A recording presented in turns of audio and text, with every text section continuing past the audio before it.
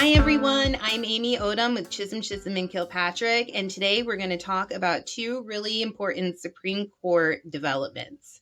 It's rare for even one veterans law case to appear before the Supreme Court of the United States, but in 2024, the Supreme Court decided one case and agreed to review a second. Both cases could affect the lives of thousands of veterans, so we've been following them very closely here at CCK. The first case was about GI Bill benefits, educational benefits under both the Montgomery GI Bill and the Post-9/11 GI Bill. The case was Rudisill versus McDonough, and in that case, the Supreme Court ruled that veterans who accrued educational benefits under both GI bills are entitled to use both benefits in any order up to the 48-month aggregate cap.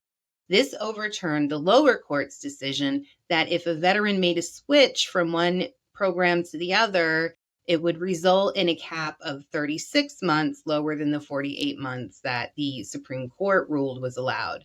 So what does this mean? For veterans who are eligible under both bills, the Montgomery GI Bill and the Post-9/11 GI Bill, this may potentially make them eligible for another year of educational benefits. VA has said that it's now working on guidance to make this possible. Something else notable about this case was Justice Kavanaugh's concurring opinion questioning the idea of the Veterans Canon. The Veterans Canon says that courts should resolve any question about what a law means in the veteran's favor. Justice Kavanaugh questioned whether this rule was even valid, and 3 other justices shared his concerns. While the Veterans Canon was not a deciding factor in the Rudisill case, and Justice Kavanaugh's concurring opinion is not law and does not change any policy, if this opinion does get traction in the future, it could upend decades of veteran-friendly case law.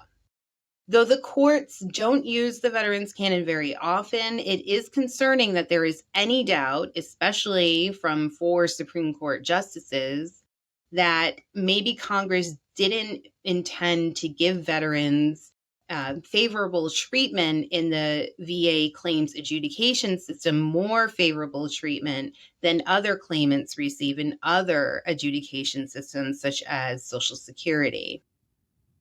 So we'll be keeping an eye on that.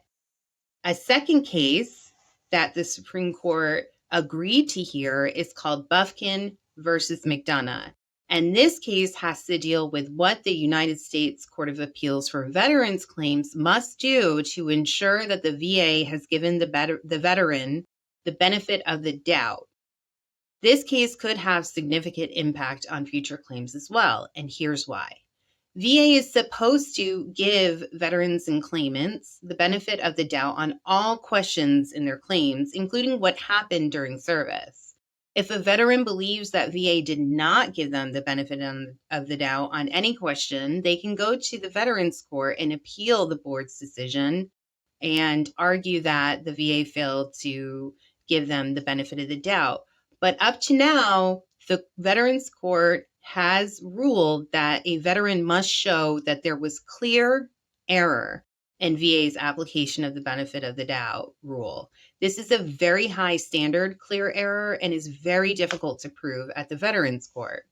But now the Supreme Court has agreed to hear a case about whether the Veterans Court should examine much more carefully whether VA properly applied the benefit of the doubt rule. Depending on what the Supreme Court decides, this could make it significantly easier for a veteran to prove in court that VA did not apply the benefit of the doubt as it is required to do by law. We'll continue to keep an eye on both cases and how VA benefits are affected. In the meantime, please like this video and follow us on YouTube, and check out our blog at cck-law.com to hear the latest veterans law news. Take care.